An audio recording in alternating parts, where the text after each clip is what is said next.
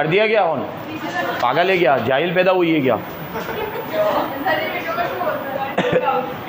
Video में तो और पता नहीं चलेगा कि मैंने सना को बोला है।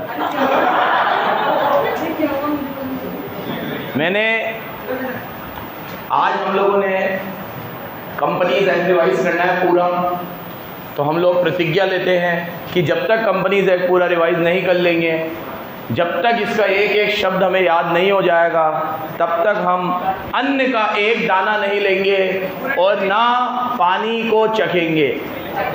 पक्का ना? चलो हाँ, आप पी लो। अब अपनी प्राण प्रतिज्ञा स्टार्ट होती है। शुरू करेंगे fast track revision, bullet revision companies act का। जल्दी से पीडीएफ आपके सामने खोल रखा है, एक टॉपिक भी मिस नहीं होना चाहिए। सामने देखो, नंबर 1, अरे जूम वूम सब मार्किंग तुम सब कर चुके हो, इसमें कोई नाटक नहीं चाहिए मेरे को, सुनते जाओ बस। Number 1, applicability. कंपनीज एक्ट किन किन लोगों पे एप्लीकेबल होता है? तो मैंने आपको बताया कंपनीज एक्ट एप्लीकेबल होगा वो कंपनीज पे जो इस एक्ट में रजिस्टर्ड है, जो किसी प्रीवियस मतलब 1956 वाले एक्ट में रजिस्टर्ड है या 2013 वाले एक्ट में रजिस्टर्ड है। और ये एप्लीकेबल होगा insurance company, banking company, electricity company और any other company govern by special act. लेकिन इनका नाम अलग से क्यों लिया है सर? जैसे इसने बोला इंश्योरेंस कंपनी, बैंकिंग कंपनी, तो ऐसे भी लिख देता, automobile company, steel company, power generation company, सबके नाम लिखने बैठ जाता है यहाँ। अरे जब ऊपर बोल दिया कि हर कंपनी पे लगेगा जो कंपनीज एक्ट में रजिस्टर्ड है, तो इन लोगों को इतना वीआईपी ट्रीटमेंट देने की क्यों जरूरत है? इसलिए जरूरत है क्योंकि इनके 2 बाप है। कितने बाप है? इनका सगा बाप है, इनका खुद का act, banking regulation act, insurance act, electricity act, ये पहले अपने सगे बाप की सुनेंगे और कंपनीज एक्ट इनके लिए सौतेला बाप है। अगर इनके खुद के एक्ट में कोई प्रोविज़न है जो in conflict with companies act है, तो they will follow their respective act, ये अपने रेस्पेक्टिव एक्ट की सुनेंगे। लेकिन इनका रेस्पेक्टिव एक्ट साइलेंट है, तो ये कंपनीज एक्ट की सुनेंगे, इसलिए इनको स्पेशल ट्रीटमेंट दिया गया है। तो कंसेप्ट नंबर 1, अगर मैं आपसे पूछूं कि कंपनीज एक्ट किन किन पे एप्लीकेबल होगा, आप बोलोगे कंपनीज एक्ट एप्लीकेबल होगा companies incorporation under this law, companies incorporation under any previous law, electricity company, banking company, insurance company और any other company governed by special act, जो किसी स्पेशल एक्ट से गवर्नड है। ठीक है, कंपनी। अब इसके फीचर, अब फीचर तो क्या पढ़े यार, इसका भी कोई रिवीजन होता है क्या? बचपन से पढ़ रहे हैं। कंसेप्ट नंबर 2, कंपनी के feature. Number 1, separate legal entity. Company में और मेंबर्स में क्या होती है? Separate legal entity. कंपनी की लाइबिलिटी कंपनी की लाइबिलिटी है, मेंबर की लाइबिलिटी। तो अगर कंपनी के कर्जे कंपनी के कर्जे हैं, कंपनी की एसेट कंपनी की एसेट है, मेंबर की नहीं है। जिस दिन कंपनी इनकॉर्पोरेट होती है उस दिन उसकी आइडेंटिटी मेंबर की आइडेंटिटी से अलग होती है, सेपरेट लीगल एंटिटी। नंबर 2, इसमें एक केस तो दे रखा है मैकोरा वर्सेस नॉर्दर्न एश्योरेंस कंपनी। एक मेंबर जब कोई इंश्योरेंस करवाता है कंपनी की एसेट पे, तो वो कंपनी की एसेट का इंश्योरेंस होता है, उसमें उसका कोई रोल नहीं होता। मतलब इन सारे केस लो का मोरल ऑफ द स्टोरी ये है कि आपने जब कंपनी में शेयर भी खरीदे तो आपकी आइडेंटिटी और कंपनी की आइडेंटिटी अलग है। इससे रिलेटेड और केस लो अपन ने सेक्शन 9 में भी पढ़े थे। सबका मोरल ऑफ द स्टोरी क्या था कि कंपनी की और मेंबर की आइडेंटिटी बिल्कुल सेपरेट है। Once a company is form, इस identity is distinct from its member, distinct from its member. Next, perpetual succession. Company का अनदर इम्पॉर्टेंट फीचर है कि कंपनी में परपेचुअल ससेशन होता है। मतलब मेंबर के आने जाने, मेंबर के डेथ, रिटायरमेंट, मेंबर की इंसॉल्वेंसी, मेंबर की इंसैनिटी से कंपनी की आइडेंटिटी पे कोई फ़र्क। मेंबर में कम, मेंबर में go, but company will run forever. Company हमेशा चलती रहेगी, परपेचुअल है। आज इस कोचिन में मुझे कुछ हो जाए तो कोचिन की आइडेंटिटी भी प्रभावित होगी। अब भले मेरे दोनों पार्टनर उसे आगे चलाएंगे ऑब्वियसली, लेकिन फिर भी एक पल के लिए तो फर्म डिसॉल्व होगी, मेरे जाने से फ़र्क पड़ेगा। ठीक है, लेकिन कंपनी में अगर मैंने शेयर खरीद रखा है तो मैं जीऊँ मरूँ, कंपनी पे कोई फ़र्क नहीं पड़ेगा। Perpetual succession very very important. Limited liability, company में लाइबिलिटी लिमिटेड नहीं होती, कंपनी की लाइबिलिटी तो अनलिमिटेड होती है। मेंबर की लाइबिलिटी क्या होती है? लिमिटेड। इस पॉइंट का गलत मतलब मत निकाल लेना, बहुत बार बताया है। आगे चल के अपन लोग अलग अलग कंपनियों की बात करेंगे, government company, holding company, subsidy company, यहाँ देखेंगे ओपीसी, फलाना ढिमकड़ा रहे जने कितनी कंपनियों की बात करेंगे, limited by share, limited by guarantee, associate company. But सब कंपनियों में एक फीचर है कि कंपनी की लायबिलिटी अनलिमिटेड होगी, कंपनी की लायबिलिटी कभी लिमिटेड नहीं हो सकती। सो इस पॉइंट को पूरा लिखना चाहिए, लिमिटेड लायबिलिटी ऑफ मेंबर्स। क्या लिखना चाहिए? सो कंपनी की लायबिलिटी अनलिमिटेड होती है, मेंबर्स की लायबिलिटी क्या होती है? अनलिमिटेड। कितनी होती है वो लिमिटेड कंपनी में पढ़ाऊंगा। इसने यहाँ पे दे रखा है गारंटी का और शेयर्स का, जबकि नहीं देना चाहिए क्योंकि आगे टाइप्स ऑफ कंपनी में पढ़ाने वाला हूँ, लिमिटेड बाय शेयर्स और लिमिटेड बाय गारंटी। ठीक है, आगे सुनते जाना। Limited liability. Next, artificial person. एक कंपनी आर्टिफिशियल पर्सन होती है। कंपनी की आइडेंटिटी मेंबर की आइडेंटिटी से अलग है। पॉइंट नंबर 1 में लिखोगे, ये पॉइंट नंबर 1 में लिखोगे। और पॉइंट नंबर 4 में क्या लिखोगे कि इसका जो एग्जिस्टेंस है वो नेचुरल पर्सन जैसा नहीं होता, इवन दो ये कुछ काम नेचुरल पर्सन जैसे करती है। जैसे एक नेचुरल पर्सन इमूवेबल प्रॉपर्टी खरीदता है, ये भी खरीदेगा, इमूवेबल प्रॉपर्टी बेचता है, ये भी बेचेगा। एक नेचुरल पर्सन किसी कंपनी को स्यू कर सकता है, ये भी स्यू कर सकता है। एक नेचुरल पर्सन पे कोई स्यू कर सकता है, इस पे भी कोई स्यू कर सकता है। ठीक है, तो इसकी आइडेंटिटी एक नेचुरल पर्सन से क्या होती है? मिलती जुलती होती है, लेकिन आर्टिफिशियल पर्सन है, इसलिए ये शादी नहीं कर सकता, इसका डिवोर्स नहीं हो सकता, ये नहीं कर सकता, ये वो नहीं कर सकता, ये एक आर्टिफिशियल पर्सन है। Next, common seal. कंपनी की कॉमन सील होती है। मैंने आपको कहा था इंग्लैंड में कॉमन सील होना मैंडेटरी है। अरे मैंडेटरी नहीं है, सॉरी। तो इन्होंने इंडिया में भी उसे क्या कर दिया? Optional. A company may have common seal, may not have common seal. Company का कॉमन सील हो या हो सकता है कॉमन सील ना भी हो। अब आप लोग आगे चल के पढ़ोगे कि जिन कंपनियों की कॉमन सील नहीं होती, जब इंटर में पढ़ोगे तो एक सेक्शन है, वो सेक्शन ये कहता है कि अगर कॉमन सील नहीं है तो आप किसी भी डॉक्यूमेंट को ऑथेंटिकेट करने के लिए 2 डायरेक्टर के साइन करवा लो। कितने डायरेक्टर के साइन करवा लो? जिसमें एक CS होना चाहिए। एक क्या होना चाहिए? 2 डायरेक्टर के साइन करा लो जिसमें एक CS होना चाहिए। ये कंपनीज एक्ट में लिखा हुआ है, if you do not have common seal, अगर आपकी कॉमन सील नहीं। ये इसके फीचर्स हो गए। Concept 1 applicability, concept 2 features. अब concept 3 very very important, corporate will. इस टॉपिक में मैंने आपको पढ़ाया था कॉर्पोरेट विल। सामने देखो, इस टॉपिक में मैंने आपको पढ़ाया था कि सपोज करो कोई मेंबर कंपनी के नाम पे कोई फ्रॉड कर ले, और अब कंपनी तो आर्टिफिशियल पर्सन है, और वो फ्रॉड करके चला जाए इधर उधर। 12,000 करोड़ का गफला, 6,000 करोड़ का गफला कर ही रहे हैं सब। ठीक है, विजय माल्या जी का नाम सबसे ऊपर आता है, मेहुल चोकसी जी का नाम आता है। ये तो वो रिसेंट नेम्स है जो हमने टीवी में बार बार सुने हैं। ठीक है, ये तो वो केस है जो उजागर हो गए। इतने कितने केस हैं जो उजागर नहीं हो पाए। तो कंपनी के पीछे जो चेहरा होता है वो किसी और का होता है।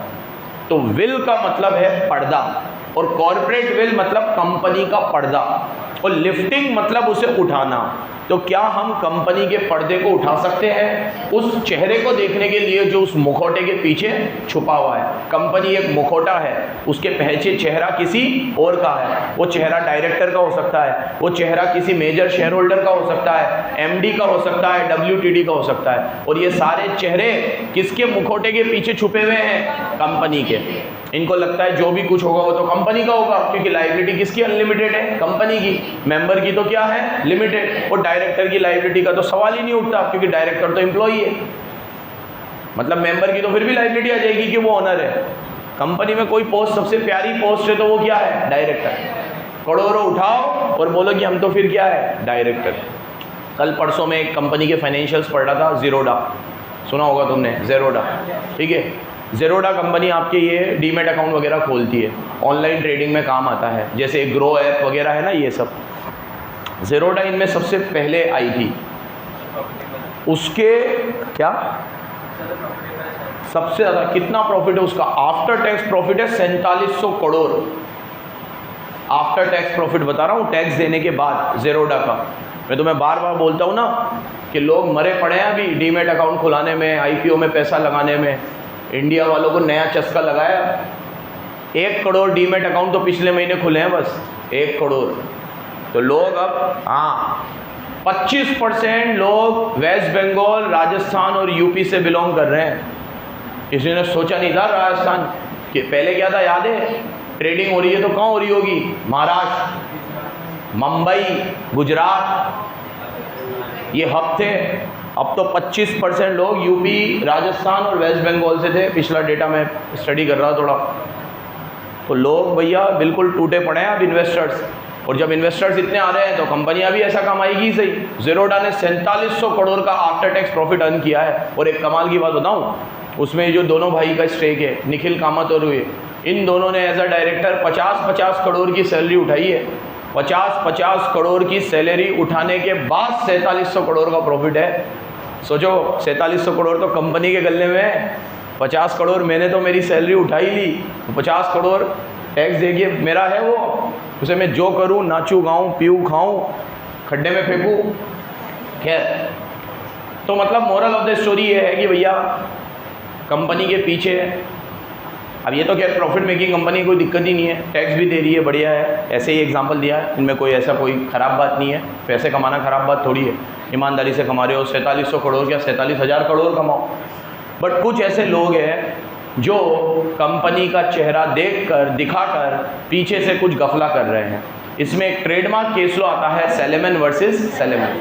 इस केस लो में क्या हुआ था कि एक सेलेमन नाम का बंदा था, उसने एक कंपनी खोली जिसमें उसके पास शेयर थे, उसकी वाइफ के पास शेयर थे, उसकी 5 डॉटर के पास शेयर थे और 1 बच्चे के पास शेयर थे। मतलब 5 बच्चे थे उसके और 4 बच्चे थे, 4 बेटियां थी, 4 बेटे थे और 1 लड़का था और 1 लड़की थी। 4 बेटे थे, कोई भी था, तुम्हें कोई फ़र्क नहीं पड़ता, ठीक है। जो जब तुम शेयर फॉरफिट करते हो या इशू करते हो तो उसमें किसी का नाम नहीं लिखते, तुम एंट्री करते हो bank account debit to share application to share capital, ठीक है। नाम से कोई लेना देना नहीं है। खैर, अब देखो 7 लोग थे इस कंपनी में, 7 के साथ फ्रॉड थे साले, पूरी फैमिली फ्रॉड थी। इन्होंने क्या करा, बहुत सारा कर्जा कंपनी के नाम पे ले लिया और इन 7 लोगों ने डिवेंचर्स भी ले लिए। अब इन 7 लोगों ने डिवेंचर्स ले लिए तो ये बन गए सिक्योर्ड, क्योंकि इन्होंने सिक्योर्ड डिवेंचर इशू करे थे। और बाकी जिन लोगों ने कर्जा लिया था जिनसे, वो क्रेडिटर्स अनसिक्योर्ड थे। अब कंपनी वाइंडिंग अप में चली गई। जब कंपनी वाइंडिंग अप में चली गई और पैसा चुकाने की बारी आई तो इन्होंने कहा कि कंपनी की एसेट इनफ नहीं है और कंपनी की एसेट में से सबसे पहले पैसा मिलता है सिक्योर्ड वालों को। तो सिक्योर्ड ये 7 लोग ही थे क्योंकि इनके पास डिवेंचर्स थे। तो इन्होंने अपना अपना पैसा तो निकाल लिया और क्रेडिटर को देने की बारी आई तो बोला हमारे पास पैसे नहीं है। ये तो बिल्कुल गलत हुआ। तो क्रेडिटर सारे माथे आ गए कि ये सेलेमन एंड कंपनी फ्रॉड है, इसमें जो सेलेमन है वही कंपनी है, जो कंपनी है वही सेलेमन है, इसके पीछे एक ही आदमी है और इसने अपनी फैमिली का पैसा खुद ले लिया, पूरा एसेट बेच दी और लॉस दिखा दिया। ऐसे तो कोई भी कर लेगा, पेपर पे कंपनी खोलेगा, लॉस दिखा देगा, फिर सारी एसेट बेच देगा। कंपनी की लायबिलिटी अनलिमिटेड है, खुद की तो लिमिटेड है। आज ये सपोज करो ज़ीरोधा को कुछ हो जाए तो शेयर होल्डर का पैसा डूबेगा। दोनों भाइयों ने तो 50-50 करोड़ की सैलरी उठा ली ना।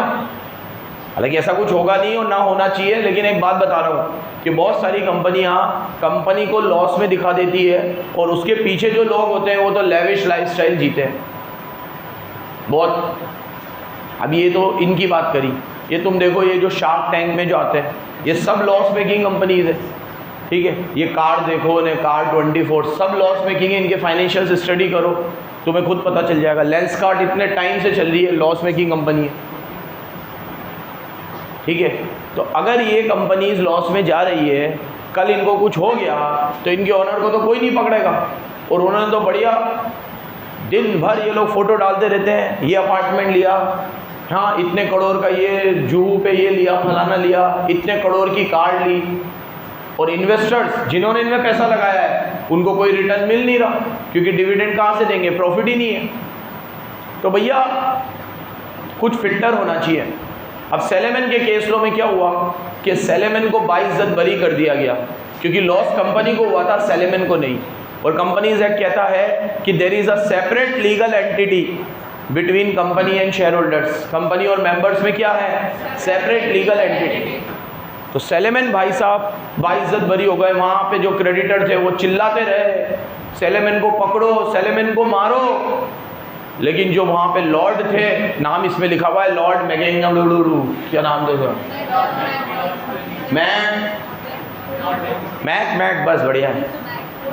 तो ये जो लॉर्ड मैक थे, इनकी आंखों में आंसू थे, क्योंकि शेयर होल्डर के साथ नुकसान हुआ था। अरे शेयर होल्डर तो थे ही नहीं ना, ये साथ ही थे।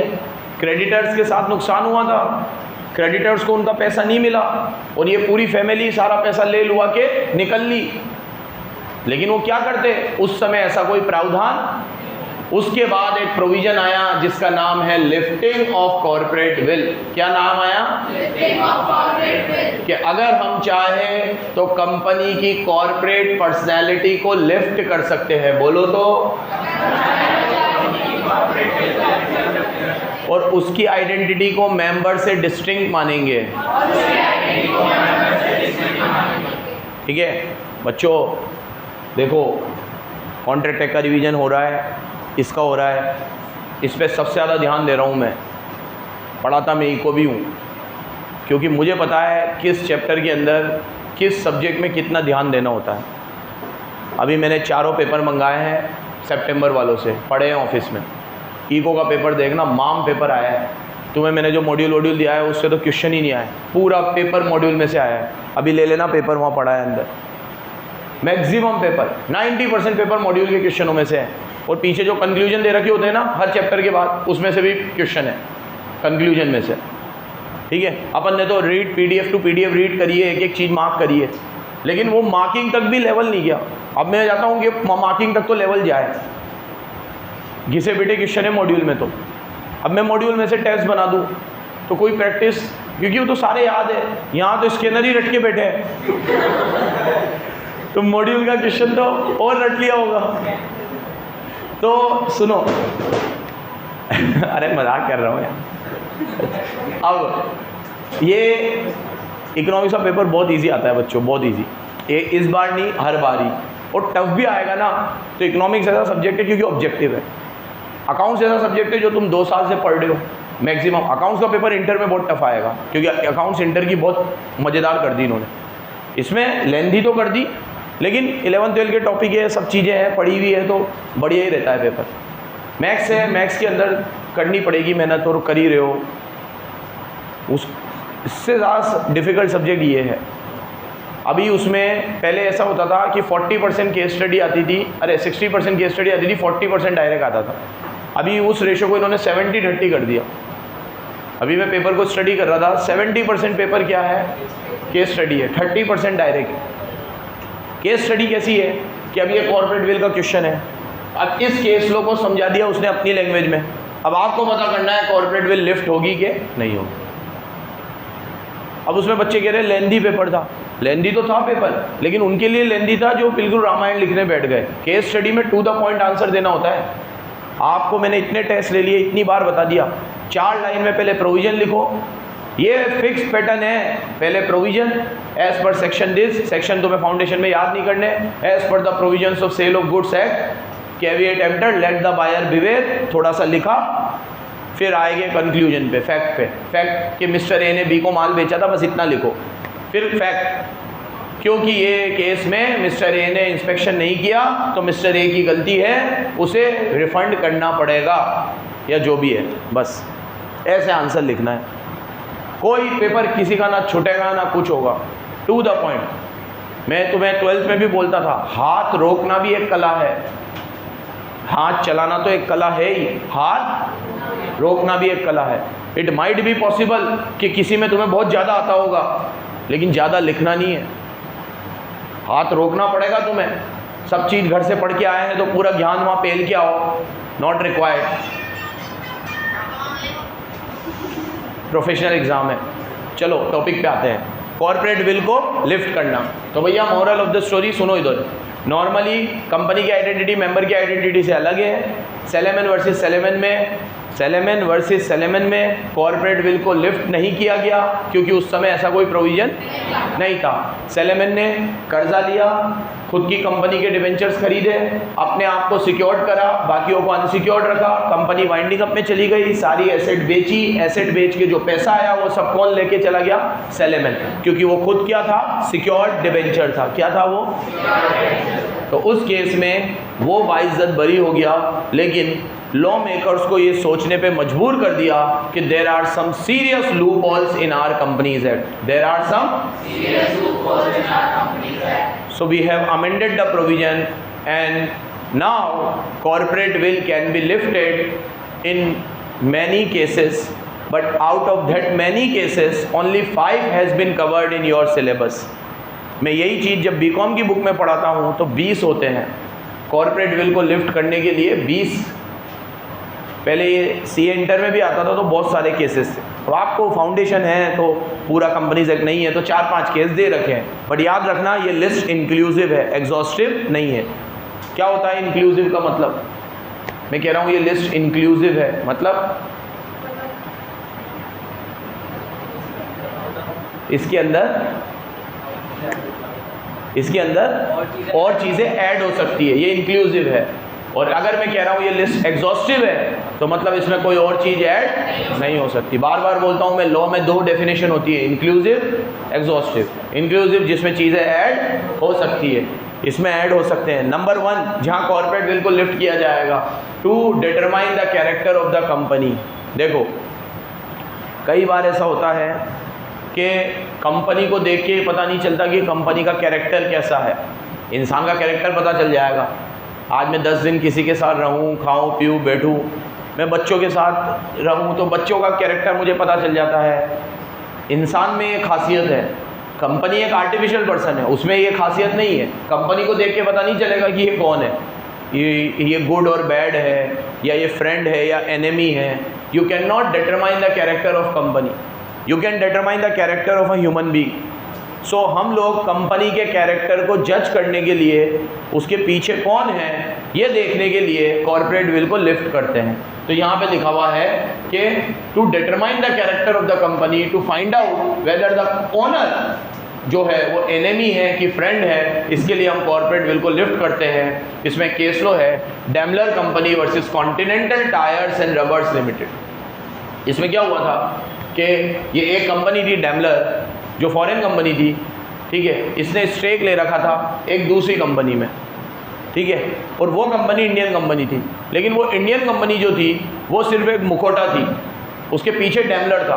तो ये कॉन्टिनेंटल रबर एंड टायर ने पता लगाया था कि भैया ये डैमलर के पीछे कौन है, क्योंकि इसके पीछे जो कंपनी है वो कौन थी? एक एनिमी कंपनी थी। उस देश के साथ हमारे रिश्ते अच्छे नहीं थे तो हमें उन कंपनी के साथ कॉन्ट्रैक्ट नहीं करना था। लेकिन क्योंकि आपने होल्डिंग सब्सिडी क्रिएट कर रखी थी, मैंने इसमें शेयर ले रखे हैं, तो इसको वो टेंडर मिल गया या उसने वो काम कर रही है जो इंडिया में मैं नहीं कर सकता, तो मेरे लिए ये इंडिया में काम कर रही है, तो इसकी कॉर्पोरेट विल को लिफ्ट किया जाएगा ये देखने के लिए कि पीछे मैं हूँ या कौन है। तो to determine the true character of company, corporate veil be lifted. ये एक डैमलर वर्सेस कॉन्टिनेंटल टायर में हुआ। सबके अंदर यही हुआ था कि कॉर्पोरेट विल क्यों लिफ्ट करी? क्योंकि पीछे कोई ना कोई गलत काम हो रहा था। नेक्स्ट, रेवेन्यू को प्रोटेक्ट करने के लिए, इसमें तो सैकड़ों केस आ सकते हैं। आज जैसा सपोज करो मैंने टैक्स बचाने के लिए एक कंपनी खोल ली, मेरा जितना भी इन्वेस्टमेंट है मैंने उस कंपनी में दिखा दिया, उस कंपनी को डिविडेंड आने लग गया। अब मैंने इन्वेस्टमेंट तो मैंने करा था, लेकिन मैंने 25 कंपनियां खोल दी और मैंने बोला ये 25 कंपनियों ने इन्वेस्ट किया है, तो जो 2.5 करोड़ की इनकम मुझे होती थी वो 25 कंपनियों में होने लग गई 10-10 लाख करके। तो सबको 10-10 लाख का टैक्स बेनिफिट मिल गया। जैसे इंडिविजुअल में एक केस समझाऊँ, अभी तुमने टैक्स पढ़ी नहीं है लेकिन थोड़ा सा बता देता हूँ। अभी जैसे सपोज करो मेरी इनकम है 50 लाख रुपए और मेरे घर में 10 लोग हैं, तो मैं सबकी इनकम 5-5 लाख बता दूँ, 5-5 लाख, और सबका इनकम टैक्स का रिटर्न भर दूँ। 5 लाख तक कोई टैक्स नहीं लगता, सब जीरो हो गए। लेकिन वो 50 लाख का टैक्स अगर मुझे भरना पड़ता तो मेरे को तो लाइबिलिटी आती। और ये पेपर पे करना बहुत आसान है। तो कंपनियां खोली जाती है टैक्स बचाने के लिए। तो रेवेन्यू को प्रोटेक्ट करने के लिए कॉर्पोरेट विल को लिफ्ट किया जाएगा। रेवेन्यू को आप अपनी एंटिटी को यूज करते हो to evade the tax, evade मतलब टैक्स की चोरी करने के लिए, तो उस केस में कॉर्पोरेट विल को क्या किया जाएगा? यही डिंशो मैकेंजी में हुआ। इसके अंदर आपने असेसी ने क्या करा, बहुत सारी इनकम कमाता था वो डिविडेंड से, तो उसने कुछ डमी कंपनी खोल दी और उनके नाम पे शेयर खरीद लिए और सारी डिविडेंड की इनकम को डाइवर्ट कर दी लोन दिखाकर कि ये पैसा तो इनका है। अब ये सब इनकम टैक्स पढ़ने के बाद और क्लियर हो जाएगा आपको कि ये सब चीज़ें कैसे होती है। हम जब टैक्स पढ़ेंगे तो टैक्स में सिर्फ ये नहीं पढ़ेंगे कि प्रोविजन क्या है, हम साथ में ये भी पढ़ेंगे कि टैक्स की चोरी कैसे होती है, क्योंकि वही तो रोकनी है या करवानी है? रोकनी है। वीडियो बन रहा है, ठीक है, रोकनी है। तो भैया टैक्स के अंदर ऐसे प्रोविजंस हैं जिनका फ़ायदा उठाकर टैक्स की चोरी की जा सकती है, तो वो चोरी को रोकने के लिए कॉर्पोरेट विल को लिफ्ट किया जाएगा। कॉर्पोरेट विल को लिफ्ट किया जाएगा to protect the revenue. Third, to avoid a legal obligation. अगर आपके ऊपर कोई लीगल ऑब्लिगेशन आ रही है तो आप उसे अवॉइड करने के लिए डमी कंपनी बना लेते हो। इसमें ये शानदार केस लो आता है इसका, वर्कमैन वर्सेस एसोसिएटेड रबड़ कंपनी। सुनो इधर, एसोसिएटेड रबड़ कंपनी क्या करती थी, उसके पास बहुत सारी इनकम थी, तो प्रॉफिट ज़्यादा था। प्रॉफिट ज़्यादा था तो उनको वर्कमैन को बोनस देना पड़ता था। वर्कमैन को क्या देना पड़ता था? बोनस। तो उसने क्या करा, 2-3 डमी कंपनी खोली और जितना भी प्रॉफिट था वो वहाँ डाइवर्ट कर दिया। अब वहाँ तो कोई वर्कमैन थे नहीं तो बोनस देना नहीं पड़ता था, तो इस कंपनी का प्रॉफिट कम हो गया। तो इनके वर्कमैन को लगा यार पहले बोनस मिलता था अब नहीं मिलता, तो इस एसोसिएटेड रबड़ कंपनी ने बोला कि भैया पहले वो प्रॉफिट हम कमाते थे, अब वो हम नहीं कमा रहे हैं, हमारी सब्सिडरी कंपनी प्रॉफिट कमा रही है, तो वो तुम्हें क्यों बोनस दे, वो तो अपने एम्प्लॉय को देगी। तो वर्कमैन ने पता लगाया कि ऐसी कोई सब्सिडरी कंपनी है ही नहीं, ये सब पेपर पे है, कोई रजिस्टर्ड ऑफिस नहीं है, कुछ नहीं है। तो वर्कमैन ने केस किया था इस कंपनी के खिलाफ कॉर्पोरेट विल को लिफ्ट करने के लिए, ये देखने के लिए कि उन डमी कंपनियों के पीछे चेहरा, सब में पर्पस एक ही है, मुखौटे या नकाब को हटाना है और चेहरे का पता लगाना है। नकाब को हटाना है, चेहरे का पता लगाना है। समझ गए मनीष बाबू? अब अवॉइड अ लीगल ऑब्लिगेशन, ये वर्कमैन का, ये देखो 4.5 लाख रुपए के शेयर्स इन्होंने बी में खरीदे, कंपनी को डाइवर्ट किया, बोनस देना था, वही बातें लिखी हुई है।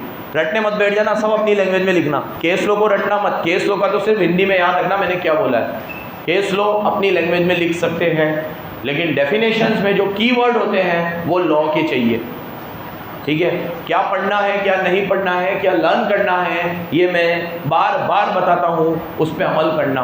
तुम्हारे में या मेरे में ताकत नहीं है कि ये पूरी किताब को रट सके, और जो ऐसा कर लेता है, ऐसे जीनियस लोग हैं जो पूरी रट लेते हैं, वो कब तक रिटेन कर पाएंगे, ये भी एक क्वेश्चन मार्क है। इसलिए वो कहते हैं ना कि कम खाओ और अच्छा खाओ, कम खाओ और अच्छा खाओ, कम चीज़ें लर्न करो। लर्न बोल रहा हूँ मैं, लर्न चीज़ों, मैक्सिमम चीज़ों को तो समझो, और जो चीज़ें लर्न कर रहे हो वो याद होना चाहिए। टेक्निकल, आज कंसिडरेशन की डेफिनेशन आए, at the desire of the promisor, फलाना डिमकड़ा, ऐसे वर्ड दिखने चाहिए उसको। प्रॉमिस का मतलब आए, कंपनी की डेफिनेशन आए, company is a legal person जिसकी आइडेंटिटी मेंबर की आइडेंटिटी से अलग होती है। तो बराबर समझो क्या चीज़ को लर्न करना है और किस चीज़ को अपनी लैंग्वेज में लिखा जा सकता है। केस लो में मैंने कभी नहीं बोला लर्न करो, केस लो में मैंने बोला है सिर्फ आप अपनी लैंग्वेज में लिखो, नाम याद रखो केस लो का। ये किस में हुआ था? एसोसिएटेड रबड़ वर्सेस वर्कमैन। Next, subsidy. अगर आपने एक सब्सिडी ऐसी कमाई है, बनाई है सॉरी, जो सिर्फ आपकी एजेंट है, जो एक डमी कंपनी है। जैसे एक एग्जांपल दूँ कि आज किसी कंपनी में मुझे शेयर खरीदने थे। किस में शेयर खरीदने थे? मुझे वोडाफोन में, और मैं एयरटेल हूँ। तो वोडाफोन कभी एयरटेल को शेयर देगी? दोनों राइवल्स हैं। तो एयरटेल ने क्या किया, अपना एक डमी भेज दिया। अब मैं एयरटेल हूँ, तो मैंने स्नेहा को कहा कि तू वोडाफोन में शेयर ले ले। स्नेहा ने कहा सर मेरे पास अभी कपड़े खरीदने के पैसे नहीं है, शेयर ले लूँ। मैं कहा पैसे मैं देता हूँ ना बेटा, अनसिक्योर्ड लोन देता हूँ तेरे को, कितना चाहिए ले। मैंने इसको अनसिक्योर्ड लोन दे दिया और स्नेहा ने जाके वहाँ पे शेयर खरीद लिए। अब Sneha is just a agent, she has no identity, इसके पीछे तो मैं हूँ। अब इससे क्या होगा, वोडाफोन जब भी कोई अच्छा काम करने वाली होगी, स्नेहा अड़िंगा लगा देगी क्योंकि इसके पीछे मैं हूँ, मैं राइवल कंपनी हूँ, मैं राइवल हूँ। तो मेरा चेहरा पता लगाने के लिए स्नेहा की कॉर्पोरेट बिल को लिफ्ट किया जाएगा। तो स्नेहा एक कंपनी है, लेकिन उस कंपनी का अपना कोई existence, she is just a agent of my. And मैंने इसको क्यों वहां पे डमी को रखा है? ताकि ये वहां पे मेरा पर्पस पूरा करे, ये वहां पे मेरा पर्पस पूरा, वहां की डिसीजन मेकिंग को बॉदर करे, वहां की चीजों को अफेक्ट करे, so that I would become a big company. ठीक है, एयरटेल को फायदा पहुंचे और वोडाफोन नीचे आए। तो ऐसे अगर आपने कोई सब्सिडरी कंपनी खोली है जो सिर्फ आपकी एजेंट है, जिसकी अपनी इंडिविजुअल आइडेंटिटी नहीं है, सेम ऐसे ही हुआ था मर्केंडाइज ट्रांसपोर्ट में और ब्रिटिश ट्रांसपोर्ट।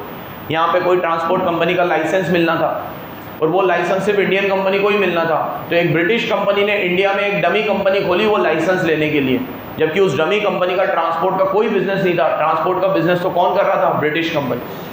तो ब्रिटिश कंपनी की आइडेंटिटी को डिस्क्लोज करने के लिए कॉर्पोरेट बिल को, बार बार ये लाइन तो लिख के ही आओगे कि कॉर्पोरेट बिल को लिफ्ट किया जाएगा और उसकी एक्चुअल आइडेंटिटी को देखा जाएगा जो मेंबर की आइडेंटिटी से डिस्टिंक्ट थी। अरे मतलब मेंबर की और कंपनी की आइडेंटिटी को डिस्टिंक्ट ना मानकर एक ही माना जाएगा। यही तो होता है लिफ्ट करने का मतलब।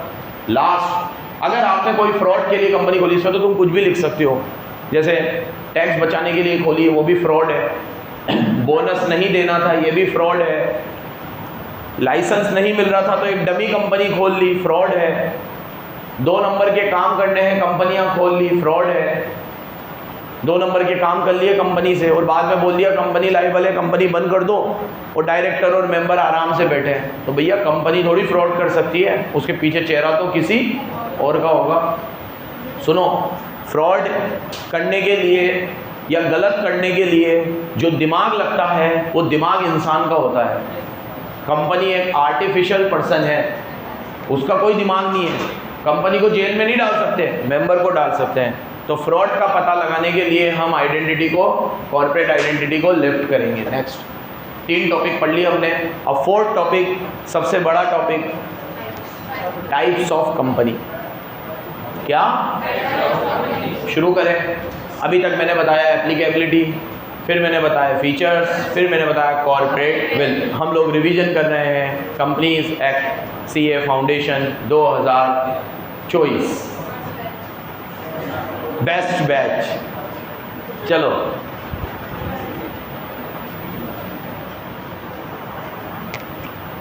कंपनी के टाइप्स आपको अलग अलग बेसिस पे पढ़ाए गए हैं। On the basis of liability, on the basis of control, ठीक है, on the basis of members, ऐसे अलग अलग बेस पे पढ़ाए गए हैं। पहले अपन पढ़ते हैं on the basis of liability.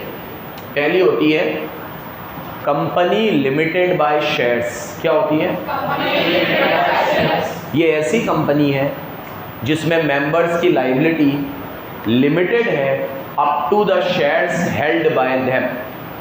If a person has, Goranj, सीधा bet, if a person has 10 shares in A Limited and the price of 1 share is ₹100, then liability of that person will be limited to 1000. 100 multiply by 10. तो बोलो, company limited by shares is a company in which liability of members is limited up to the amount of shares held by them. Company की liability unlimited है, बार बार बोल रहा हूँ, company की, लेकिन member की। Next, company limited by guarantee. ये वो कंपनी है जिसमें मेंबर्स की लाइबिलिटी लिमिटेड होती है up to the amount of guarantee given by them.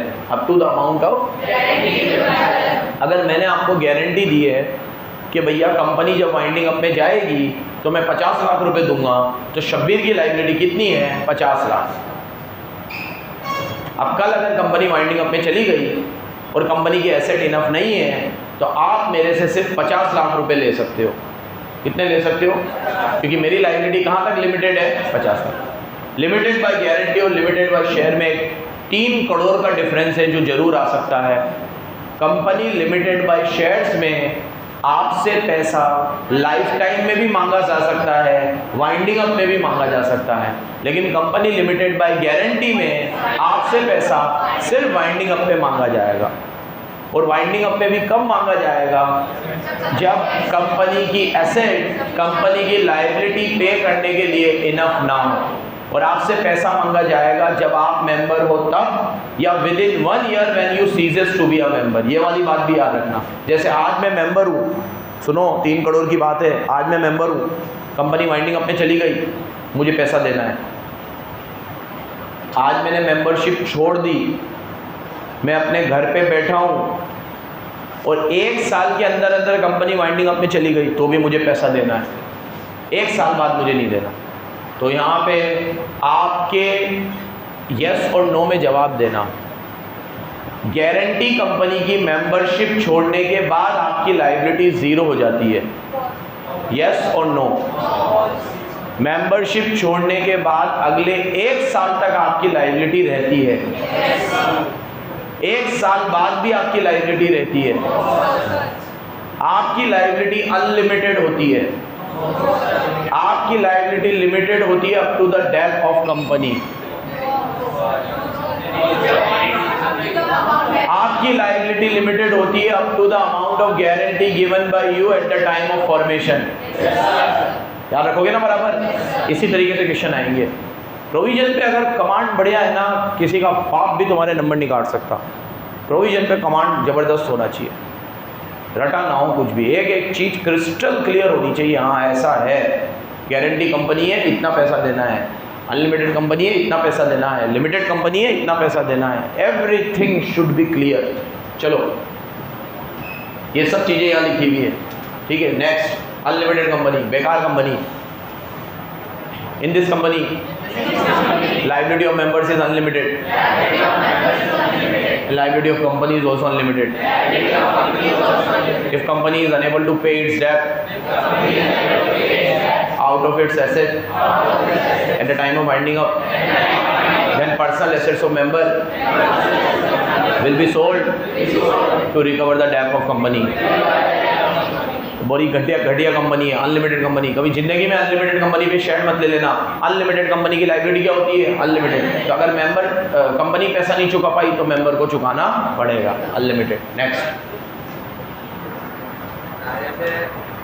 Partnership dissolve होती है तो हाँ, मतलब सबका ऑलरेडी सेट रेशियो रहता है कि मतलब इस रेशियो का लॉस किया। अनलिमिटेड कंपनी में तो जैसे सबने सिर्फ शेयर्स परचेज कर रखे होते हैं तो वो किस हिसाब से मतलब ये जो उनका रेस्पेक्टिव शेयर है उस हिसाब से।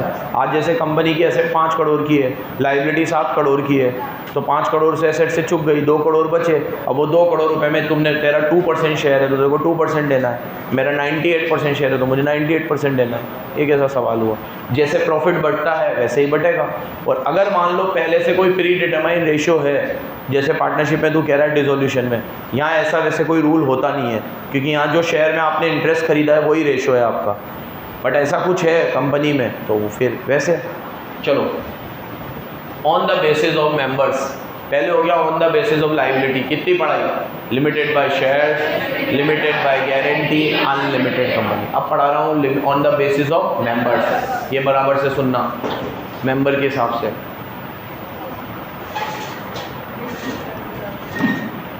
इस शाम को क्लास के बाहर चल जा। चलो देखो, कंपनी लिमिटेड बाय, अरे on the basis of members, member के हिसाब से कंपनी कितने तरह की होती है सामने देखो। पहले होती है on the basis of members के हिसाब से, पहली होती है ओपीसी। अपन ने सबसे ज़्यादा चर्चा ओपीसी में ही करी थी। जल्दी देखो, ओपीसी को मैं ऐसा कह सकता हूँ कि ये कंपनीज एक्ट का गिफ्ट है। 1956 वाले एक्ट में ऐसी कोई कंपनी नहीं थी। ओपीसी वो कंपनी होती है जिसमें एक ही मेंबर होता है और उसकी लायबिलिटी लिमिटेड होती है, और कंपनी की लायबिलिटी अनलिमिटेड हो। कंपनी की तो अनलिमिटेड ही होती है। ओपीसी एक ऐसी फॉर्म ऑफ बिजनेस है जिसमें आपको सोल ट्रेडर का और कंपनी का दोनों का बेनिफिट मिलेगा। आपको डिसीजन अकेले लेने की आदत है तो आप सोल ट्रेडर हो, आपको किसी के साथ डिसीजन लेने की आदत नहीं है, आपकी किसी के साथ बनती नहीं है, तो आप ओपीसी खोलो। और कंपनी की लायबिलिटी अनलिमिटेड है, तो अगर बिजनेस लॉस में भी चला गया तो कंपनी की लायबिलिटी अनलिमिटेड है, आपकी पर्सनल एसेट नहीं बेची जाएगी।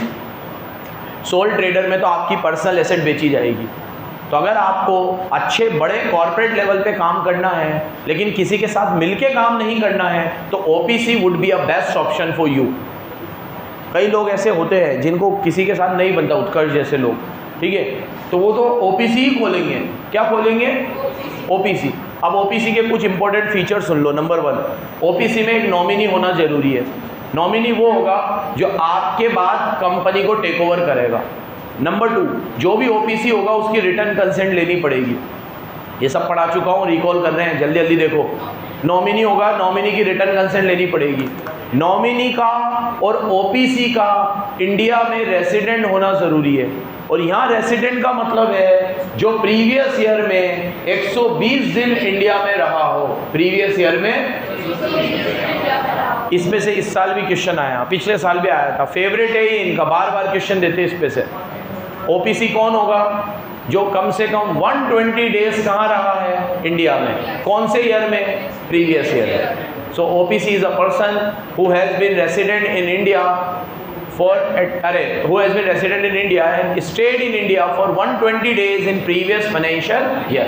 तो अगर मैं पिछले साल 120 दिन इंडिया में हूँ तो मैं इस साल रेसिडेंट हूँ, और मैं रेसिडेंट हूँ सुनो, तो मैं ओपीसी खोल सकता हूँ। तो ओपीसी खोलने के लिए आपका रेसिडेंट होना ज़रूरी है और नॉमिनी होना ज़रूरी है। नॉमिनी होना ज़रूरी है। चलो ये भी कल बता, अरे मतलब रिकॉल हो गया।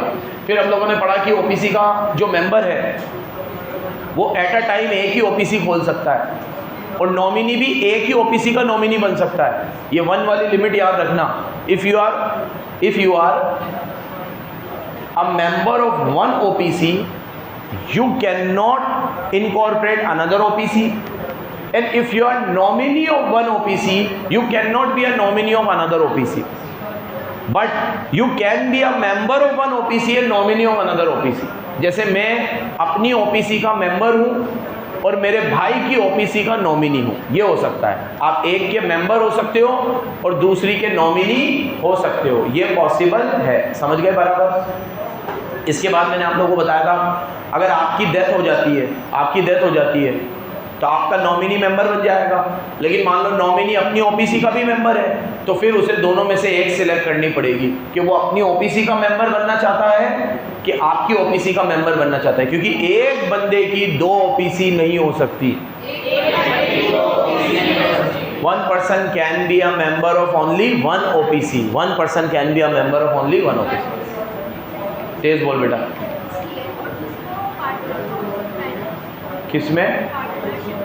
हाँ वो हो सकते हैं, पार्टनरशिप हो सकती है, उसकी सोल ट्रेडर हो सकती है, वो किसी कोऑपरेटिव सोसाइटी में हो सकता है, किसी कंपनी के शेयर खरीद सकता है, लेकिन एक बंदा एक ओपीसी और दूसरी ओपीसी नहीं खोल सकता। ठीक है? हाँ नहीं, वो क्या होगा, क्या वाइंड अप हो जाएगी, एसेट बिक जाएगी, लाइबिलिटी पे ऑफ हो जाएगी, और उसके जो पैसे थे उसके लीगल रिप्रेजेंटेटिव को मिल जाएंगे, बच जाएंगे। तो उसका मरने के बाद कोई तो होगा, कोई नहीं होगा तो कुत्ता तो होगा उसके नाम पे। माइनर ओपीसी नहीं खोल सकता। ओपीसी कभी भी, सुनो इधर, ओपीसी कभी भी इन पर्पस के लिए नहीं खुल सकती, नॉन बैंकिंग फाइनेंशियल एक्टिविटीज़ के लिए, इन्वेस्टमेंट के लिए, क्योंकि हमने ओपीसी का ऑप्शन दिया है बिजनेस करने के लिए। आप कोई बिजनेस करो, ये इन्वेस्टमेंट वगैरह करना, म्यूचुअल फंड में शेयर खरीदना, ये तो आप वैसे भी कर सकते हो, उसके लिए ओपीसी खोलने की क्या जरूरत है, नॉर्मली खोल लो। हमने ओपीसी का बिजनेस इसलिए दिया है आपको ऑप्शन ताकि आप कोई बिजनेस करो, इसलिए ओपीसी इन पर्पस के लिए नहीं खोल सकती है, बराबर याद रखना। ये फिर सारे पॉइंट बुलेट पॉइंट्स में दे रखे हैं। नेक्स्ट आते हैं प्राइवेट कंपनी। ये तो सबको याद है, जल्दी जल्दी बता दें। प्राइवेट कंपनी वो कंपनी है जिसके ऊपर 3 प्रोहिबिशन है। क्या है? 3 प्रोहिबिशन। एक तो उसके मेंबर शेयर ट्रांसफर रेस्ट्रिक्शन है। नंबर 2, इसके नंबर ऑफ मेंबर 200 से ज़्यादा, और नंबर 3 ये पब्लिक में शेयर इशू नहीं कर सकती। ये पब्लिक में शेयर इशू नहीं कर सकते, बराबर याद रखना। ये रेस्ट्रिक्शन है किसके ऊपर? ओपीसी के ऊपर, अरे प्राइवेट कंपनी के ऊपर। तो प्राइवेट कंपनी के लिए जब भी डेफिनेशन आया तो प्राइवेट कंपनी में 3 बातें लिखोगे। इसके मेंबर्स एक दूसरे को शेयर ट्रांसफर नहीं कर सकते, इसके नंबर ऑफ मेंबर 200 से ज़्यादा इसकी ये कंपनी पब्लिक में शेयर इशू, और जो प्राइवेट कंपनी नहीं है वो पब्लिक कंपनी है। अब ये 200 की लिमिट में एक बात याद रखना बस, कि 200 की लिमिट में, 200 की लिमिट में आपके एम्प्लॉयज काउंट नहीं होंगे, पास्ट एम्प्लॉय हो या प्रेजेंट एम्प्लॉय हो, भले पास्ट एम्प्लॉय हो या इसमें एम्प्लॉय काउंट नहीं होंगे। नेक्स्ट, अब जो प्राइवेट कंपनी नहीं होती वो कौन होती है? Public company. मतलब public company number of public में शेयर इशू कर सकती है, पब्लिक कंपनी के मेंबर 200 से ज़्यादा हो सकते हैं, पब्लिक कंपनी के शेयर ट्रांसफरेबल होते हैं, पब्लिक कंपनी के शेयर आप इजीली उसके शेयर ट्रांसफर कर सकते हो, ठीक है। नेक्स्ट, ये वेरी वेरी इंपॉर्टेंट, इस पे से भी केस स्टडी क्वेश्चन आता है। पेड अप, अरे स्मॉल कंपनी, बच्चों बराबर सुन रहे हो? स्मॉल कंपनी, सामने देखो, सामने सामने, स्मॉल कंपनी। स्मॉल कंपनी वो कंपनी होती है जिसे हम बोलते हैं छोटू कंपनी, इनका स्केल ऑफ ऑपरेशन बहुत छोटा होता है, इसलिए कंपनीज एक्ट ने इनको प्रिविलेज दे रखी है।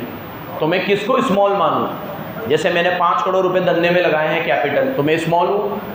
मेरा टर्नओवर 4 करोड़ का है, मैं स्मॉल हूँ। तो स्मॉल की कोई परिभाषा होनी चाहिए ना, या मेरा टर्नओवर 40 करोड़ है, मैं स्मॉल हूँ।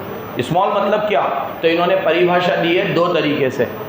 एक तो आपका पेड अप कैपिटल 50 लाख से ज़्यादा ना हो, हाँ आ रहा हूँ, ये इनिशियली 50 लाख था डेफिनेशन के अंदर, जो अमेंड करके कितना कर दिया गया ये। तो हम लोगों को ये नेन वाला याद रखना है कि पेड अप कैपिटल जो है 4 करोड़ से ज़्यादा ना हो और टर्नओवर 40 करोड़ से ज़्यादा ना हो। 4 करोड़ और 40 crore, paid up capital 4 crore से ज़्यादा ना हो और टर्नओवर 40 करोड़ से ज़्यादा ना हो। याद रखना, बीच में और है, एंड नहीं है। क्या है? और है कि एंड है? और है कि एंड है? देखो ऐसे जज करो, मेरा टर्नओवर 500 करोड़ है, मेरी पेड अप कैपिटल 3 करोड़ है, तो क्या मेरी पेड अप कैपिटल 4 करोड़ से कम है? टर्नओवर 40 करोड़ से ज़्यादा है ना? तो अगर आप बीच में और मानो तो दोनों में से एक कंडीशन पूरी हो गई, तो मैं स्मॉल कंपनी हूँ। तो मेरे को आप स्मॉल कंपनी मानोगे, मेरा टर्नओवर कितना है? बोलो, अरे बोलो बोलो। तो 500 करोड़ वाली कंपनी को स्मॉल मानोगे? भगवान ऐसा स्मॉल सबको करे, भगवान ऐसा स्मॉल सबको करे। कई हमारे जो दोस्त लोग होते हैं ना, बोलते हैं अरे क्यों गरीब लोग, गरीब आदमी की मजाक उड़ा रहा है, होता वो बहुत तगड़ा है पैसों में। हम कहते हैं ना भगवान तेरे जैसा गरीब सबको करे। तो बच्चों अगर आप बीच में और लगा दोगे तो स्मॉल कंपनी का पर्पस ही खत्म हो जाएगा। और नहीं है, बीच में क्या है? And you have to fulfil both condition. आपका पेड अप कैपिटल 40 करोड़ से ज़्यादा ना हो और आपका टर्नओवर 4 करोड़ से ज़्यादा ना हो और आपका टर्नओवर 40 करोड़ से ज़्यादा, 4 करोड़ और 40 करोड़। नेक्स्ट, स्मॉल कंपनी हो गया। अब पब्लिक कंपनी तो बता ही दिया, जो प्राइवेट कंपनी नहीं होती, शेयर ट्रांसफरेबल होते हैं। अब कंट्रोल के हिसाब से आते हैं, कंट्रोल के हिसाब से कितनी कंपनियां हैं? सामने देखो, ये बहुत इंपॉर्टेंट है, ये भी बहुत इंपॉर्टेंट है, कंट्रोल वाली। ये क्या होता है बेटा? ये कुछ ऐसे टॉपिक है जो वो लोग इंटर में पूछना बंद कर दिए हैं, ये दे इंटर में भी रखा है, लेकिन ये कुछ टॉपिक ऐसे हैं जो इन्होंने फाउंडेशन में ही पूछ रहे हैं, टाइप्स ऑफ कंपनी के। उधर तो आते ही नहीं है, उधर तो पढ़ाना ही नहीं पड़ता, सब रटा हुआ है, यहाँ ही 2 बार 3 बार पढ़ लेते हो। तो वहाँ पे तो ज़बरदस्ती दे रखे हैं टॉपिक, पूछते भी यही है।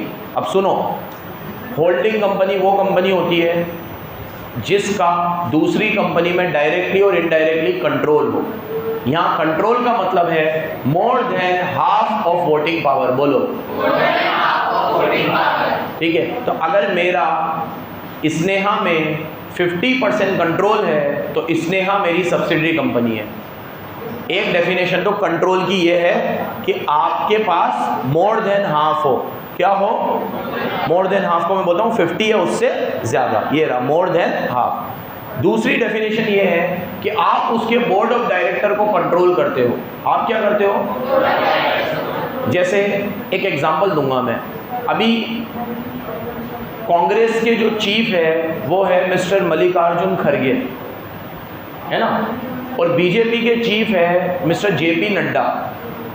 लेकिन आपको ऐसा लगता है कि बीजेपी में कोई भी डिसीजन अकेले जेपी नड्डा ले लेते होंगे? मोदी जी और अमित शाह के बिना कोई काम होता होगा? और सेम इधर राहुल गांधी सोनिया गांधी के बिना कोई काम होता होगा?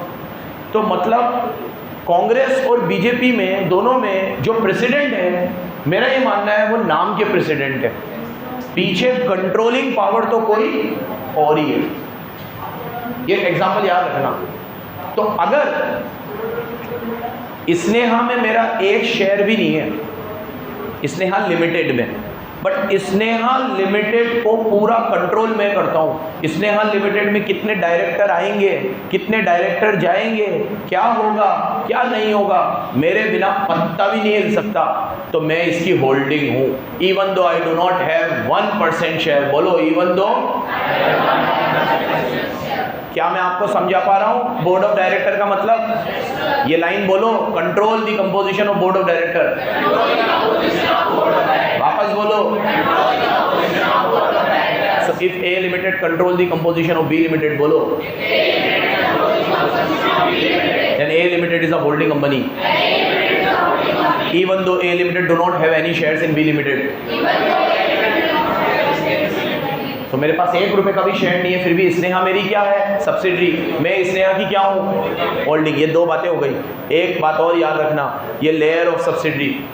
अगर मेरे 51% शेयर है स्नेहा में, ये भी पहले बताया था, और स्नेहा के 51% शेयर है सना में, तो स्नेहा भी मेरी सब्सिडरी और सना भी मेरी सब्सिडरी है, जबकि मेरा सना में 1 शेयर भी नहीं है। तो बोलो, सब्सिडरी की सब्सिडरी, आपकी भी सब्सिडरी। वापस बोल दो यार। और मैक्स में होता है A is greater than B and B is greater than C then A is inversely greater than C। ऐसा कुछ होता है? ठीक है, पता नहीं। मैंने तो एक जोक सुना था इसमें, sir I love you, you love your daughter, so I love your daughter. ठीक है, तो भैया अगर A लिमिटेड के शेयर से B लिमिटेड में और B लिमिटेड के शेयर से C लिमिटेड में A की अगर सब्सिडरी B है, तो C भी A की सब्सिडरी मानी जाएगी। अब एक क्वेश्चन पूछता हूँ, जवाब देना, बराबर से जवाब देना, बराबर से सुनना। शब्बीर लिमिटेड के 26% शेयर है याशी लिमिटेड में, और याशी लिमिटेड के 59% शेयर्स है सिमरिता लिमिटेड में। वेदर सिमरिता लिमिटेड और शब्बीर लिमिटेड में होल्डिंग सब्सिडरी है कि नहीं है?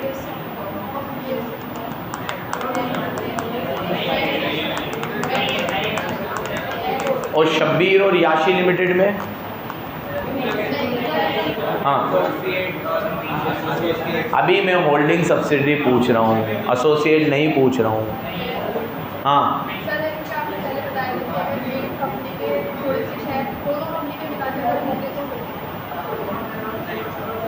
अधूरा ज्ञान बहुत दिक्कत में डालेगा, नंबर कटवाएगा। आप सब ने मैक्सिमम ने बोला नहीं है, मैम ने बोला है, मैम गलत है, आप सब सही हो। मेरे पास याशी के कितने बोले थे मैंने? 26 है। याशी मेरी सब्सिडरी नहीं है। अब सिमरिता याशी की सब्सिडरी है, क्योंकि याशी ने सिमरिता में 59 खरीदे हैं, लेकिन सिमरिता मेरी नहीं है, क्योंकि अभी याशी मेरी सब्सिडरी नहीं है। जब तक याशी मेरी सब्सिडरी नहीं होगी, मैंने क्या बोला? सब्सिडरी की सब्सिडरी आपकी सब्सिडरी है, पहले वो तो मेरी सब्सिडरी बने। अब एग्जाम्पल को घुमाता हूँ। मेरे याशी लिमिटेड में 60% शेयर है, याशी लिमिटेड के सिमरिता लिमिटेड में 40% शेयर है। क्या अब सिमरिता मेरी सब्सिडरी है? हाँ बोलो उर्विका मैम। हाँ, तुम लोगों का वो जो क्या बोलते हैं, कॉमन सेंस नहीं, मतलब इफेक्टिव आंसर देने का जो एक रीजनिंग है ना, वीक है मैक्सिमम बच्चों का। सीए में वो चीज़ बहुत ज़रूरी है, तुम लोगों को मेहनत बहुत ज़्यादा करनी चाहिए। ठीक है, बहुत मेहनत करनी चाहिए तुम लोगों को, बहुत। स्पेशली तुम लोग आगे बैठते हो, मैक्सिमम आंसर गलत देते हो, नहीं होनी चाहिए। क्योंकि याशी में मेरा 60% शेयर है, तो याशी मेरी सब्सिडरी है। अब सिमरिता में याशी का 40 ही है, तो जब सिमरिता याशी की सब्सिडरी नहीं है तो मेरी कहां से होगी? बार बार बोल रहा हूं, सब्सिडरी की सब्सिडरी आपकी सब्सिडरी। अब रुक जाओ, मेरे पास याशी के 60% शेयर है, याशी के पास सिमरिता के 40% शेयर है, और मेरे पास भी सिमरिता के 20% शेयर है। अब सिमरिता है, क्यों? क्योंकि अब जॉइंटली मेरा 50% ज़्यादा हो गया, 20 मेरे 40 याशी के, तो अब ये मेरी लैंड सब्सिडरी बन गई। इसी तरह के क्वेश्चन आएंगे। कोई तुमसे ये नहीं पूछेगा what is holding company, who is subsidiary company, छोटे बच्चे नहीं हो तुम। इसी तरह के क्वेश्चन आएंगे। याद रखना, मेरी सब्सिडरी की सब्सिडरी, पहले वो मेरी तो सब्सिडरी बने, फिर उसकी सब्सिडरी मेरी सब्सिडरी है, पहली बात तो। अब दूसरी बात, मेरी सब्सिडरी बनने के बाद उसको कुछ शेयर खरीदे तीसरी कंपनी में, मैंने भी खरीदे, तो दोनों को मिला के 50 होना चाहिए। अब दोनों को मिला के 50 नहीं हो रहा है, तो ऑब्वियसली वो सब्सिडरी नहीं। ये एग्जांपल याद रखना बराबर। नेक्स्ट,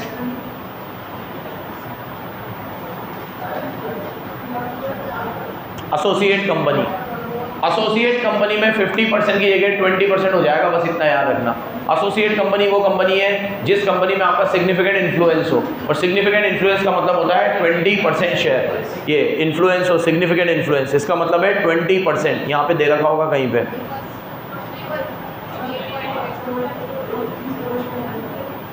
और याद रखना एसोसिएट कंपनी आपकी सब्सिडी कंपनी नहीं होती ना, उसके साथ आपका जॉइंट वेंचर होता है। एसोसिएट में सिर्फ 20% देखना है आपको। और एक इंपॉर्टेंट बात याद रखना, ये सबसे इंपॉर्टेंट है, फेलो सब्सिडरी का रूल एसोसिएट पे नहीं लगता। जैसे मेरे पास 20% शेयर है स्नेहा के, और स्नेहा के पास 20% है करीना के, तो करीना मेरी कुछ भी नहीं है।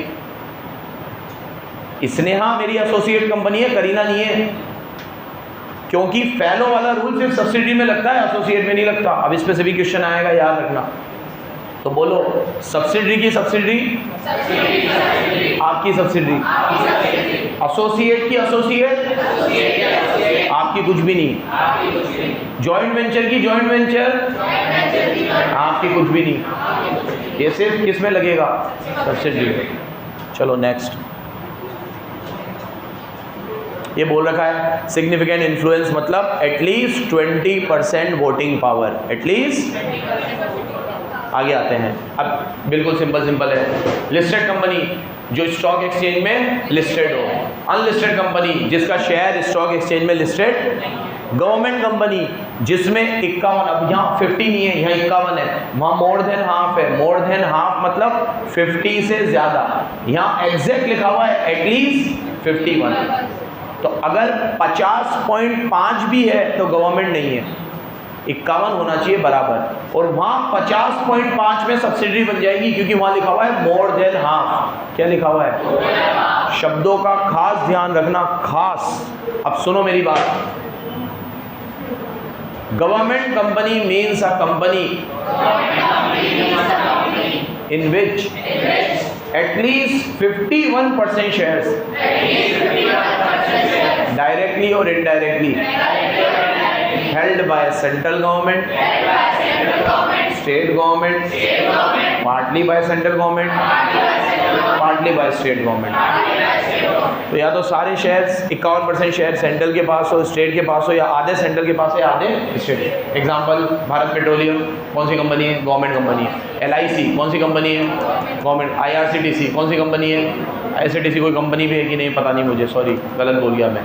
LIC government company, Bharat petroleum government company, Indian oil government company, ONGC government company, ठीक है, GAIL government company, SAIL government company, SBI, हाँ गेल है ना, glass authority of India limited, एक सेल है steel authority of India limited, ONGC है, भेल है, सेल गेल भेल वेल सब। और ये सब के सब सिर्फ गवर्नमेंट कंपनी नहीं है, नवरत्ना कंपनी है, इसमें से कुछ तो महारत्ना कंपनी है। जो डेली बेसिस पे ज़बरदस्त प्रॉफिट कमा रही है। अभी डेली बेसिस पे प्रॉफिट, डेली बेसिस बोल रहा हूँ, डेली बेसिस पे प्रॉफिट कमाने वाली नंबर 1 कंपनी है भारत की रिलायंस, जो दिन भर का 216 करोड़ प्रॉफिट कमाती है एक दिन का उनका प्रॉफिट है 216 करोड़। उसके बाद दूसरे तीसरे नंबर पे SBI आती है। SBI का भी एक दिन का प्रॉफिट 150 करोड़ के आसपास है एक दिन का। उसके बाद फिर 7वें 8वें नंबर पे ONGC आती है। ऐसे मैं कल टॉप 10 कंपनी पढ़ रहा था जो पिछले साल सबसे ज़्यादा प्रॉफिट कमाया है डेली बेसिस पे। उसमें नंबर 1 रिलायंस है, सेकंड थर्ड पे HDFC और SBI है। ये तीनों थे, HDFC था, SBI था, ICICI बैंक था, फिर एक ये थे ONGC था, इनमें सब में। खैर इन्फोसिस भी था उस लिस्ट में, जो डेली बेसिस पे प्रॉफिट सबसे हाईएस्ट प्रॉफिट कमा के दिए हैं। फॉरेन कंपनी, बोलो मेरे साथ, अ company which is incorporated outside India, incorporated outside India but have a place of business in India. Amazon, कौन सा जोन, कहाँ इनकॉर्पोरेट हुई है, अमेरिका में। कहाँ इनकॉर्पोरेट हुई है, कहाँ से बिलोंग करती है, अमेरिका से। क्या उसका बिजनेस इंडिया में है, तो वो फॉरेन कंपनी है। कौन सी कंपनी है, एग्जाम्पल लिख लेना। अब आते हैं सेक्शन 8 कंपनी पे। किस पे आते हैं, ये भी वेरी वेरी इंपॉर्टेंट है, सामने देखो। सेक्शन 8 कंपनी वो है जो इनकॉर्पोरेट हुई है चैरिटेबल, रिलीजियस या इस तरह के पर्पस के लिए, किसी आर्ट, कल्चर, स्पोर्ट्स को प्रमोट करने के लिए। बोलो, a company which is incorporated for the promotion of art, culture, science, commerce, sports, religious activity, charitable activity and so on, इन चीज़ों के लिए खुली है। अब ये कंपनियां इन चीज़ों के लिए खुली है और इनके ऊपर 2 रेस्ट्रिक्शन है। इसके मेंबर को ये डिविडेंड नहीं दे सकती और ये अपना पैसा सिर्फ अपने ऑब्जेक्ट पे लगाएगी। These companies can utilise their fund only for the promotion of their object and they cannot declare dividend। ये dividend declare, ये सब लिखा हुआ है यहाँ पे। अब इसमें मेन बात करी थी अपन ने रिवोकेशन की, और ये सारे इसके बुलेट पॉइंट्स है। ये देखो, प्रमोशन के लिए आएगी, इसके लिए आएगी, ये सिर्फ अपने मेंबर को, अरे अपने ऑब्जेक्ट में पैसा लगाएगी, डिविडेंड डिक्लेयर नहीं करेगी। अब इसमें बात हुई थी इसके प्रोहिबिशन, अरे उसके रिवोकेशन की, उसकी बात करते हैं। ठीक है, यहाँ देखो, ये इंपॉर्टेंट है। अगर आपको सेक्शन 8 कंपनी का लाइसेंस मिल गया और आपने अपने पैसे को अपने ऑब्जेक्ट में नहीं लगाया, नंबर 1, या डिविडेंड डिक्लेयर कर दिया, नहीं कर सकते, कर दिया, नंबर 2, या कोई भी ऐसा काम किया जो आपके कंडीशन ऑफ लाइसेंस का वॉयलेशन था, आपको लाइसेंस दिया गया था ये काम करने के लिए, लेकिन आपने उसके विपरीत जाके कोई काम किया, तो अब आप एक सेक्शन 8 कंपनी नहीं रहोगे। आपका सेक्शन 8 कंपनी का लाइसेंस रिवोक कर लिया जाएगा, वापस ले लिया जाएगा। अब रिवोक कर लिया जाएगा तो 3 बातें होंगी। या तो आपको कहा जाएगा आप सेक्शन 8 से नॉर्मल प्राइवेट या पब्लिक कंपनी बन जाओ, नंबर 1। नंबर 2, आपको कहा जाएगा आप अपनी कंपनी को वाइंड अप कर लो। और नंबर 3, आपको कहा जाएगा आप अपनी कंपनी को किसी और कंपनी के साथ अमालगमेट कर दो, हैविंग सिमिलर ऑब्जेक्ट। ये बार बार बोला है, हैविंग। ये जो भी ऑर्डर कोर्ट देगा आपको मानना। ये सब ऑर्डर क्यों देगा कोर्ट, क्योंकि आपने 3 कांड किए हैं। नंबर 1, आपने अपने ऑब्जेक्ट के अलावा पैसा लगा दिया। नंबर 2, आपने डिविडेंड डिक्लेयर कर दिया। और नंबर 3, जिन कंडीशंस पे आपको लाइसेंस दिया गया था वॉयलेट किया आप लोगों ने। Next, dormant company. मैंने आपको सेक्शन 8 कंपनी क्यों खुलती है ये बताया, बंद कैसे होती है ये बताया, बंद होने के बाद क्या होगा ये बताया। फिर सेक्शन 8 कंपनी की कुछ प्रिविलेज भी दे रखी थी, वो ऐसे ही दे रखी है, लेकिन उस प्रिविलेज को आपको समझ ही नहीं आएगा जब तक कंपनीज एक्ट नहीं पढ़ोगे। तो प्रिविलेज को सिर्फ रटा जा सकता है कि ये लोग नोटिस देते हैं तो 21 की जगह कितने दिन का देते हैं, 14 दिन का। इनको नॉमिनेशन कमेटी वगैरह नहीं बनानी पड़ती। अब आपको यही नहीं पता कि ये कमेटी क्या है, मीटिंग क्या है, मीटिंग का नोटिस क्या है, तो आपको प्रिविलेज कहाँ से समझ में आएगी। तो ये चीज़ तो इनको यहाँ देनी ही चाहिए, बिल्कुल निहायती बेवकूफ़ी है ये चीज़ यहाँ देना, क्योंकि मैं इसके लिए कि इनको ये प्रिविलेज है, इस चक्कर में आपको ये पूरा नहीं पढ़ा सकता कि नॉमिनेशन कमेटी क्या है, रेम्यूनरेशन कमेटी क्या है। एक दे रखी है इसमें, ये कमेटी इनको नहीं बनानी, तो पहले ये तो पढ़ेगी ये बनानी किसको है, फिर समझ में आएगा कि इनको नहीं बनानी।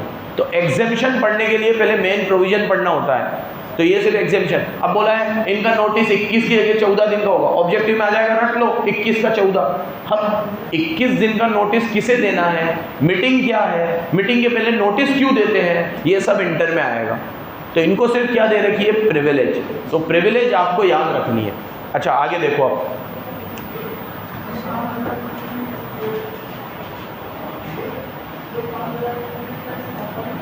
डोरमेंट कंपनी एक ऐसी कंपनी जो किसी फ्यूचर प्रोजेक्ट के लिए खुली थी किसी फ्यूचर प्रोजेक्ट के लिए, लेकिन उसने अभी तक कोई सिग्निफिकेंट ट्रांजैक्शन नहीं किए हैं, नॉट है, नहीं किए हैं, तो रजिस्ट्रार उसको डोरमेंट या इनएक्टिव बना देगा।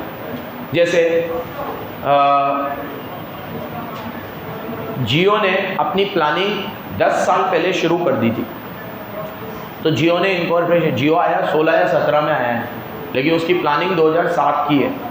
2007 से उसने पूरा जाल बिछाना शुरू कर दिया था कि भैया इंटरनेट यूज़र्स को बढ़ाएंगे, डेटा कनेक्टिविटी अच्छी करेंगे, 4G लाएंगे, 5G लाएंगे। ये प्लानिंग 10 साल की प्लानिंग है, 1-2 दिन की प्लानिंग नहीं है।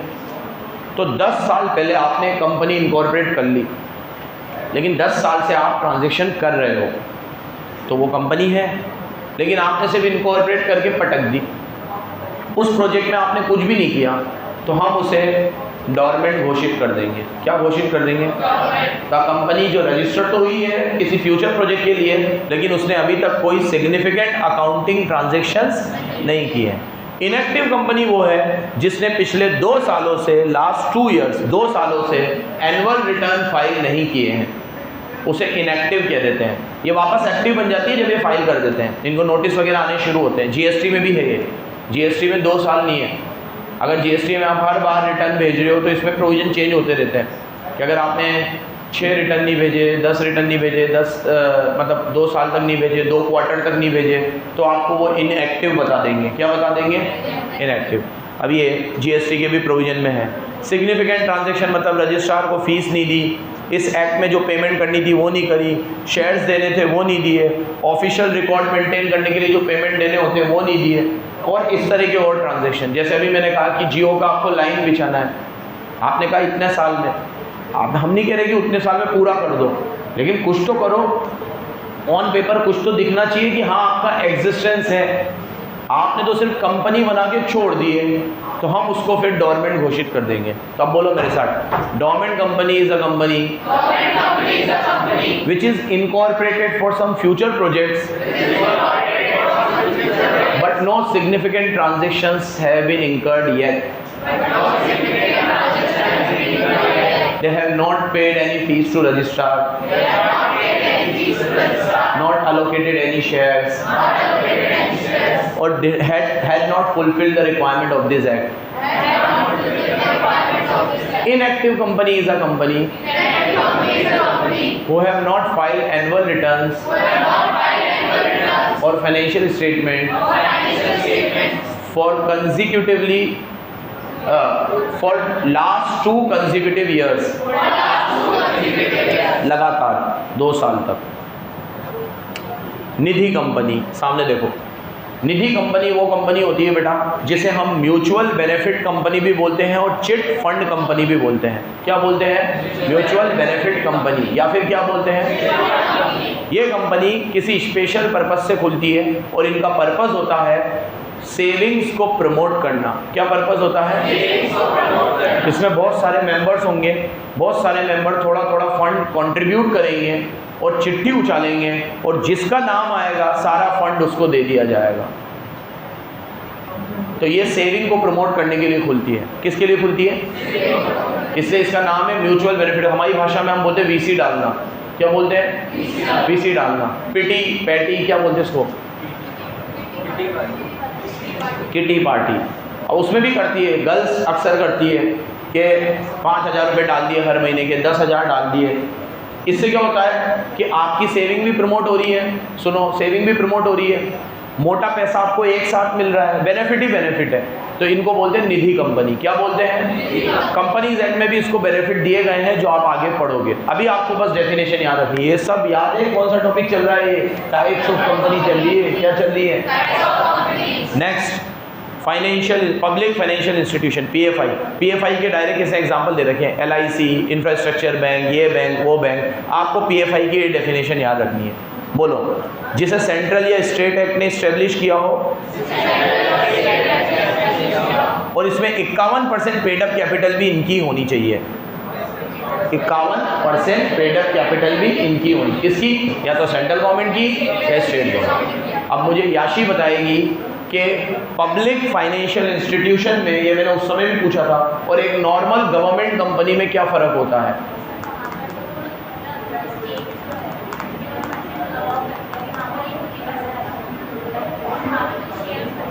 कुछ भी मत बोलो। हाँ, वेरी गुड। इसमें मेन पर्पस होना चाहिए फाइनेंशियल इंस्टीट्यूशन। इसका नाम ही क्या है? Public financial. मतलब यहाँ सिर्फ बैंक आएंगी, बैंक या वैसी कंपनियाँ। ओएनजीसी कोई फाइनेंस का काम नहीं करती, नेचुरल गैस पाइपलाइन है।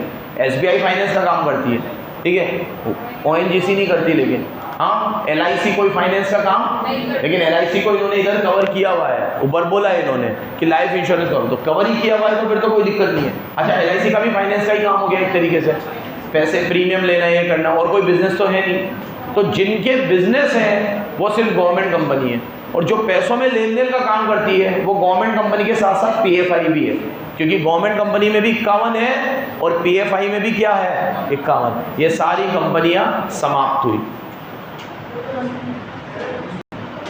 बच्चों, एक पार्ट में हमने आज एप्लीकेबिलिटी पढ़ा, उसमें वो बैंकिंग कंपनी वगैरह की बात करी। सेकेंड पार्ट में हम लोगों ने पढ़ा कॉर्पोरेट विल। कॉर्पोरेट विल कब लिफ्ट करते हैं? To determine the character, to protect the revenue, है ना, और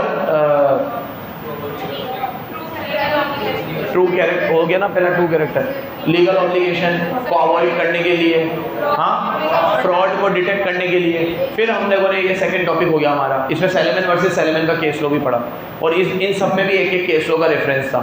उसके बाद हम लोगों ने पढ़ी टाइप्स ऑफ कंपनी, और हमारा पूरा लेक्चर टाइप्स ऑफ कंपनी में चला गया।